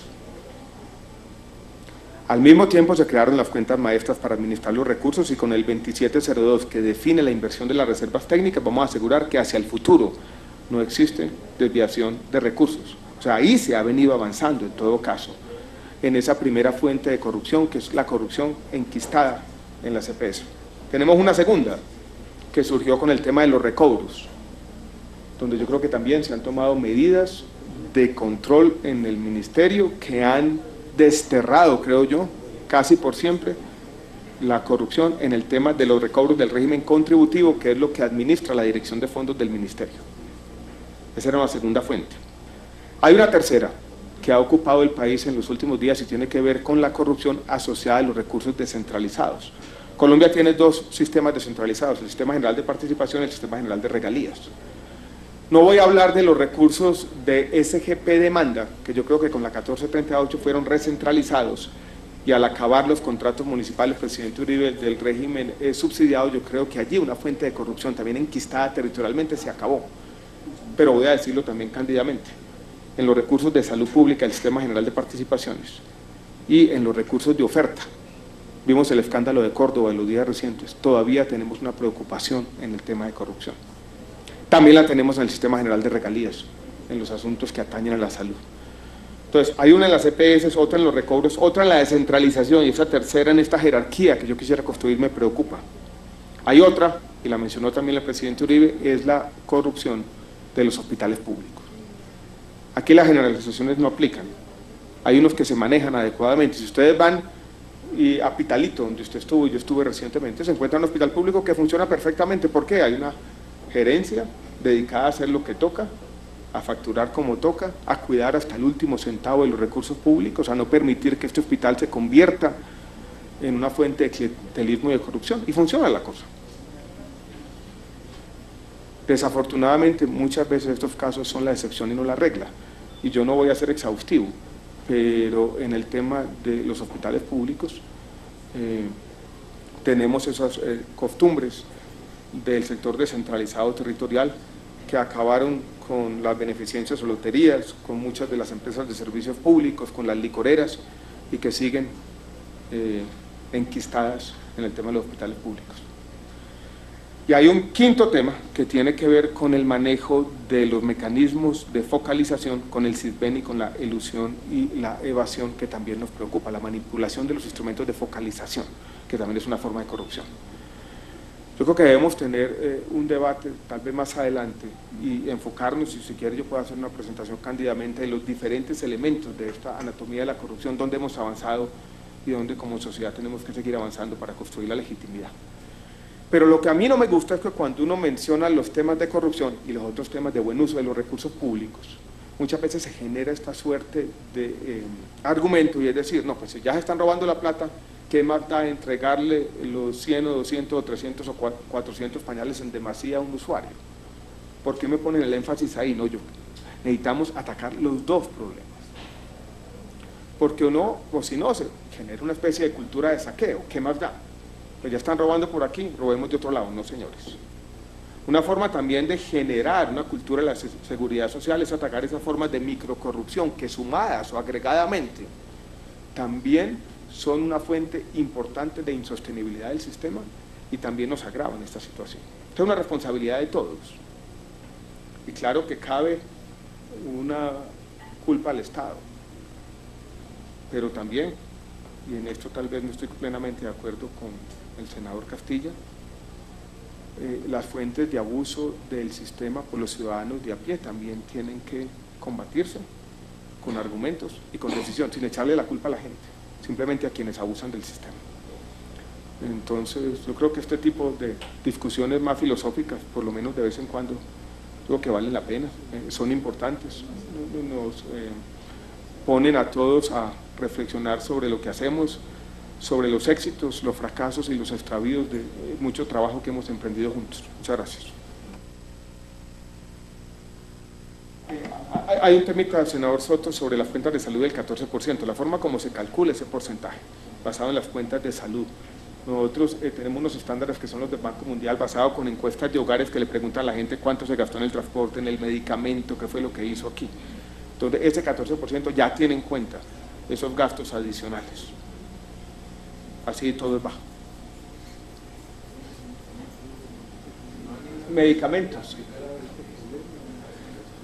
Pues el tema de los medicamentos, tanto en los sobrecostos que ha tenido el país, como en la falta de uso racional, es un tema complejo. Voy a aprovechar para hacerle la siguiente reflexión, tema de medicamentos y que muestra la complejidad. Yo me demoré un poco en llegar porque tuvimos esta mañana una reunión con Café Salud. Y si ustedes miran el tema de Café Salud, tal vez la queja más constante de Café Salud ha sido la no entrega de medicamentos, sobre todo medicamentos ambulatorios. Cuando nosotros revisamos la cifra la semana pasada, yo me llevé una sorpresa.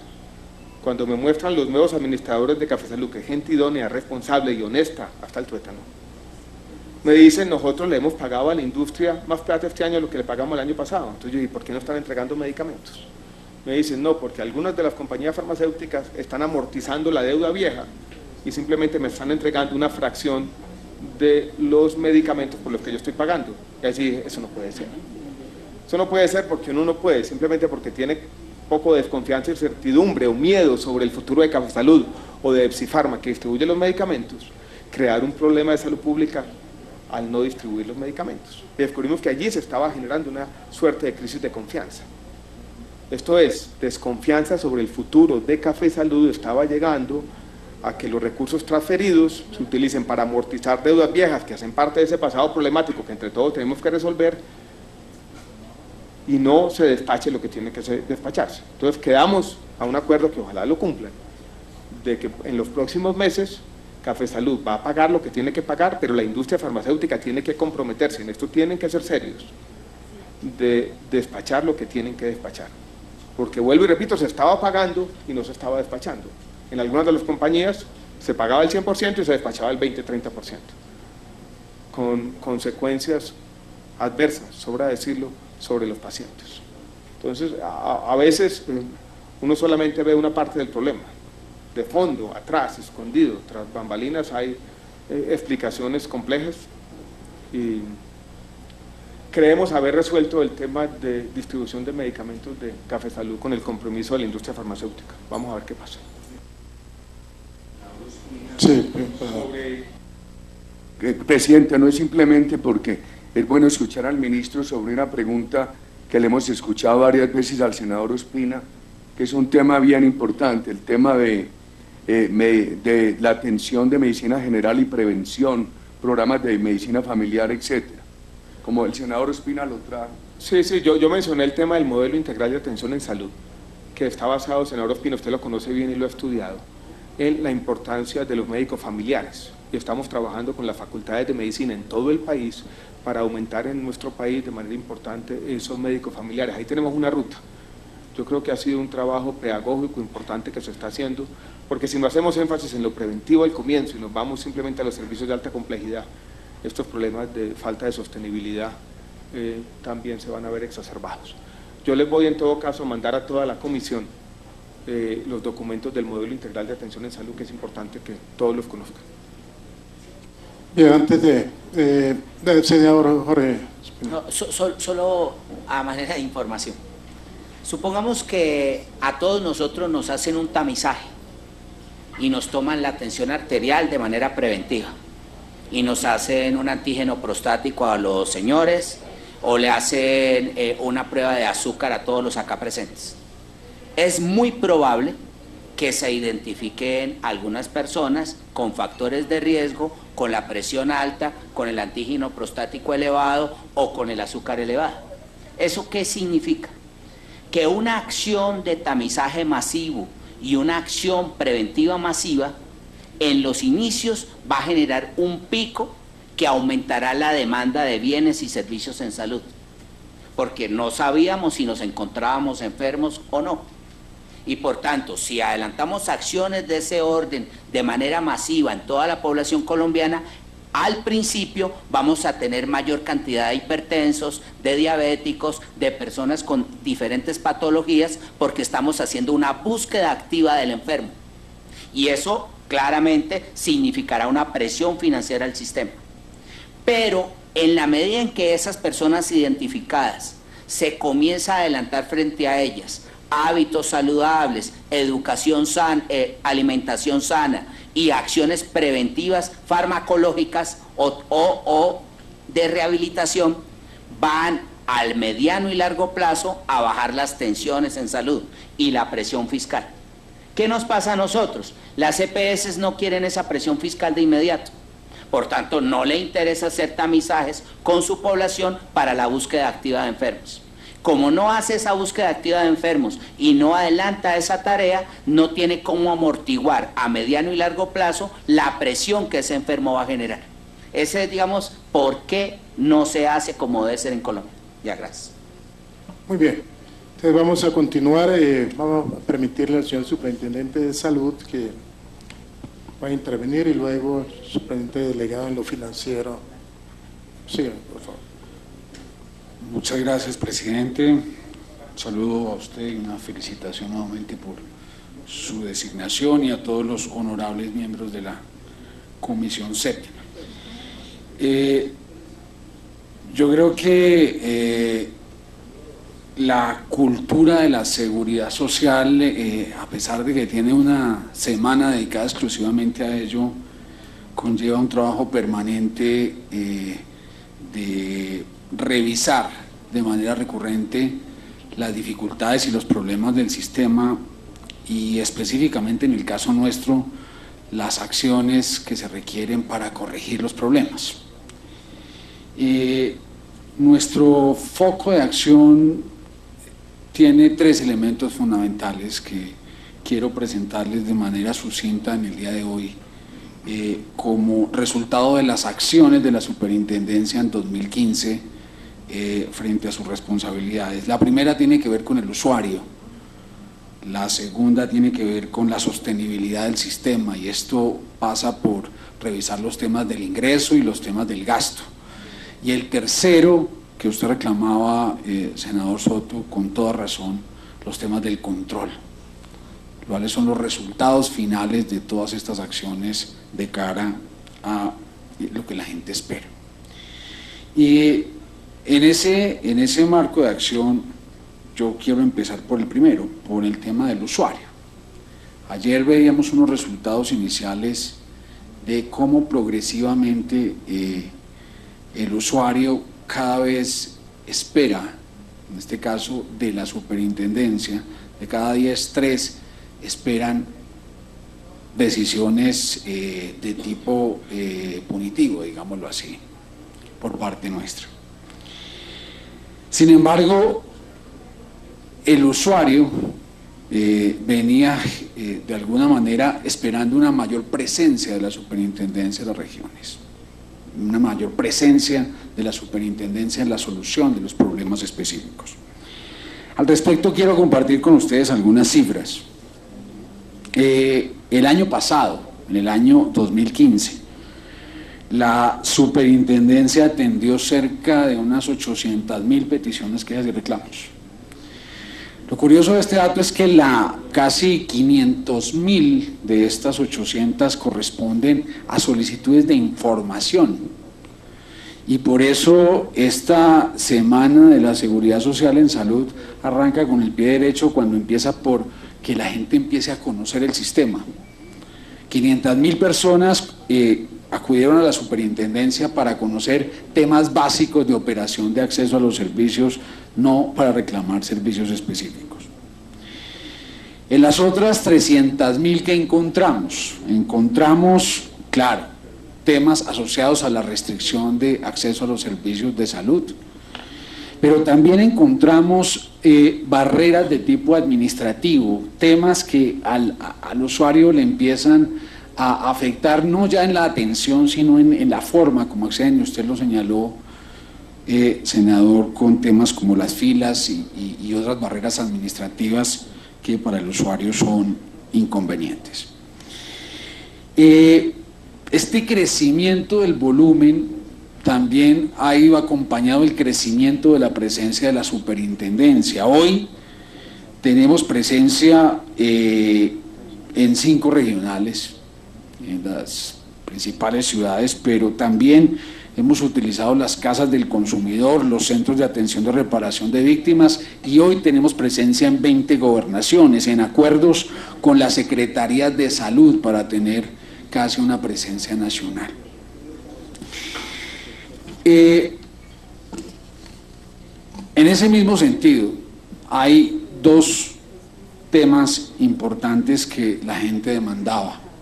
La atención de casos urgentes de manera inmediata, casos de urgencia manifiesta en donde no hay tiempo para esperar un trámite adicional. Ahí quiero indicarles que el año pasado se resolvieron cerca de 50.000 casos de este tipo a través de la superintendencia, de un grupo especial que se llama el Grupo de Soluciones Inmediatas en Salud. Se impusieron también cerca de unas 25 medidas cautelares para proteger derechos fundamentales de personas que se podían estar viendo afectadas por la no atención oportuna. En general, lo que quiero mostrar con este tema es que la superintendencia en el 2015 hizo un esfuerzo importante por ampliar los canales de comunicación con los usuarios, hacer pedagogía, porque creo que también es una labor nuestra, y lo hicimos en más de 30 municipios en donde nunca antes habíamos ido, y en otros 50 donde sí había habido una primera llegada de la superintendencia, y hemos, a través de estos mecanismos específicos, dado solución inmediata a problemas generales, pero también a problemas específicos, que es lo que la gente espera. Claro, todavía falta mucho por hacer, y estos mecanismos, y es el reto que tenemos, inclusive señalado por la ley que ustedes aprobaron recientemente, de tener un mecanismo expedito, permanente, de contacto con los usuarios, que permita mejorar aún más la cercanía con el usuario. El segundo tema tiene que ver con la sostenibilidad, y ahí quiero señalar o destacar algunos de los temas específicos en los que nos concentramos. Uno, en el tema de los ingresos. Aquí, y especialmente en el nivel territorial, en donde se están generando las principales dificultades de disponibilidad de recursos, hicimos una auditoría de las fuentes de generación de ingresos correspondientes a las entidades territoriales, loterías, apuestas permanentes, licoreras, etc. Ahí un primer hallazgo nos dio que cerca de 37.000 millones de pesos no habían llegado al sistema de salud.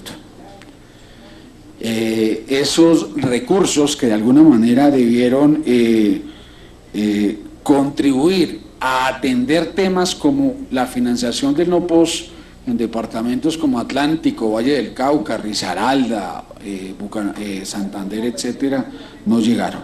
De esos ya hay procesos de restitución en marcha para recuperar recursos que son de la salud provenientes de estos arbitrios rentísticos. Por el lado del gasto, y yo creo que es importante señalar aquí como los dos focos de atención, encontramos temas asociados tanto a EPS como a IPS.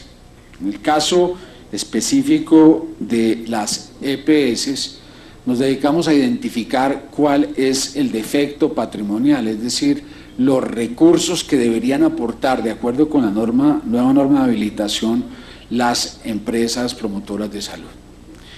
Ese ejercicio nos dio cerca de 5.3 billones de pesos y, de acuerdo al decreto, podemos decir que verificamos la financiación, en este caso por parte de los responsables de las diferentes EPS, de cerca de 500.000 millones de pesos como capitalización en diciembre de 2015. Sin embargo, en 2015 se tomaron, como lo decía el ministro, decisiones importantes y me voy a referir al final con respecto a los temas de las liquidaciones y de las intervenciones. Protegimos los recursos y el aseguramiento de más de 10 millones de personas con las decisiones que se tomaron en los dos casos de Salud Coop y Café Salud y Caprecon. Quiero mencionar algunos temas específicos porque yo creo que en el gasto también hay unas fugas de recursos importantes en las cuales hay que seguir trabajando. Una tiene que ver con las IPS de alto costo. Aquí ha habido una proliferación en algunos casos no controlada, un poco por las razones que el ministro señalaba en su momento, de IPS que atienden temas como cáncer, VIH o enfermedad renal crónica. Lo que encontramos ahí es que varias de esas instituciones realmente no tenían las condiciones para haber sido habilitadas como tal y muchas de ellas se estaban convirtiendo más en una dificultad para el usuario que en una posibilidad real de atención. En ese mismo contexto nos encontramos con una serie de prestadores que corresponden a los de las llamadas terapias ABA, que adicional a lo que se encontró en hemofilia, lo que se encontró en los temas de tratamientos dentales, este tipo de terapias también se estaban convirtiendo en una forma de extraer rentas del sector de manera inadecuada. Auditamos 8 de esas instituciones, son instituciones a las cuales se accedieron con tutelas que iban direccionadas por un valor cercano a 50.000 millones de pesos que habían sido recobrados en nuestro criterio no de una manera legal o transparente. Igual hicimos acciones vinculadas con los temas de desnutrición, tanto en La Guajira como en el Chocó, revisando específicamente los casos de las IPS, de las secretarías y de las EPS involucradas en sus responsabilidades con los problemas en la atención de estos niños. Allí, en el caso específico de La Guajira, ya en la próxima semana vamos a proferir las primeras decisiones sobre el tema de las EPS. Allá hay una proliferación, un número pues que excede realmente las posibilidades de hacer un buen aseguramiento en el departamento. También encontramos IPS que definitivamente no están cumpliendo con su tarea, públicas y algunas de ellas indígenas que no están haciendo la tarea como se requiere. Una de ellas ya fue intervenida, que fue el hospital de Maicao, hospital que estaba funcionando al 10% en una región, en una zona en donde se estaban presentando los mayores índices de desnutrición infantil. Por el lado del gasto, tengo que mencionar también el tema de los hospitales públicos. Y ahí hemos encontrado también... Eso le podíamos, porque le preguntamos que ella quiere hacerle una... Sí, por supuesto. Un análisis. Es que nombró Guajira y Chocó, pero no nos dijo nada de Chocó. En el caso de Chocó, y ahorita en la parte de sanciones me iba a referir a las sanciones que hemos impuesto tanto a EPS como a IPS.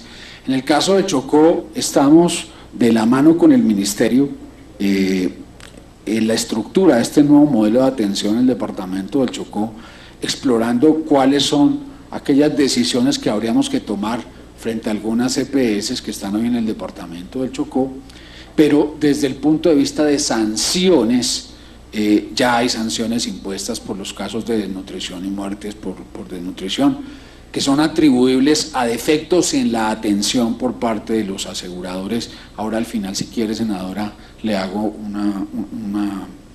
una reflexión o le doy la información mejor sobre esas sanciones. Entonces, estamos controlando hoy la totalidad de las EPS. Hoy la totalidad de las EPS están bajo el control financiero y de operación de la superintendencia. Puedo decirles que hoy estamos controlando en su totalidad los recursos que estas instituciones manejan y las posibles fuentes de fuga que se pueden presentar. En el caso de las IPS tenemos una circunstancia un poco más compleja. Y aquí la gran dificultad la hemos tenido especialmente en los hospitales de mayor complejidad. Nosotros hemos ensayado diferentes opciones. La intervención es la opción última, cuando ya se pone en riesgo la continuidad de la prestación de los servicios de salud. Pero antes de eso tenemos una etapa previa que se llaman los planes de gestión de riesgo. Y yo quiero mencionarles casos como el Hospital Universitario San José de Popayán, que con ese plan logró salir de su situación crítica, sin necesidad de hacer más que un ejercicio planificado de control de gasto y mejoramiento de ingreso. El Hospital de Ponedera, la S de Ponedera en el Atlántico, también salió de su situación crítica de riesgo simplemente con un plan de gestión de riesgo, ejecutado directamente por estas administraciones. El Hospital San Isidro, en Alpujarra, también logró salir de esa situación crítica. El Hospital Santo Tomás en Atlántico, que es un muy buen ejemplo de referencia no solamente por este plan, sino por su efectiva prestación de servicios. Es decir, este instrumento ha permitido que más de 100 hospitales hayan salido del problema de inviabilidad financiera, con un plan monitoreado por nosotros, pero ejecutado a través de las instituciones. Sin embargo, esto en todos los casos no es suficiente. Y ahí nos ha tocado intervenir algunos de los hospitales públicos en donde hemos recibido en nuestras visitas quejas regulares y situaciones de no prestación del servicio. Y ahí le menciono, senador, 3 casos. Uno es el Hospital San Jerónimo de Montería, el otro es el Hospital de Villavicencio, que está intervenido, y el otro es el Hospital Federico Lleras de Ibagué. Frente a los 3, y usted tiene razón en eso, y uno de los principios centrales de esta nueva etapa de las intervenciones es tomar las decisiones de manera oportuna. Puedo decirle que tanto el Hospital de Montería como el Hospital de Villavicencio ya están en un proceso importante de recuperación. Pero encontramos cosas muy graves, encontramos problemas de sobrefacturación, encontramos problemas de sobrecostos, encontramos problemas de contratación de nómina innecesaria que claramente hacía inviable la operación de esos hospitales. Hoy los 3 hospitales están estabilizados, prestando servicios, hay un problema de pasivos que hay que resolver, pero yo espero que los 3 los podamos devolver este año, absolutamente saneados y atendiendo su objeto, que es la prestación de los servicios de salud. El año 2015 entregamos un hospital en Sucre que estaba prácticamente liquidado, y el año pasado, hacia finales del año pasado, principios de este año, lo entregamos remodelado, con la estructura operativa ajustada, y hoy ya está prestando los servicios de manera adecuada.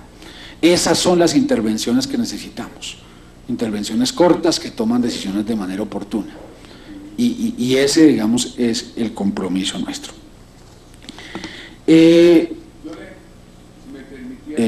Sí, presidente. Con la venia todos hacer 3 preguntitas muy precisitas. Siga, presidente. Por la hora, que es la 1:30.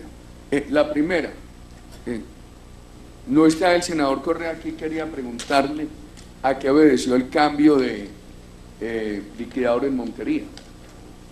La segunda, si la superintendencia ha considerado utilizar como liquidadores o como interventores entidades hospitalarias, facultades de medicina, etcétera, que muestren una intervención totalmente ajena a la intromisión de la política.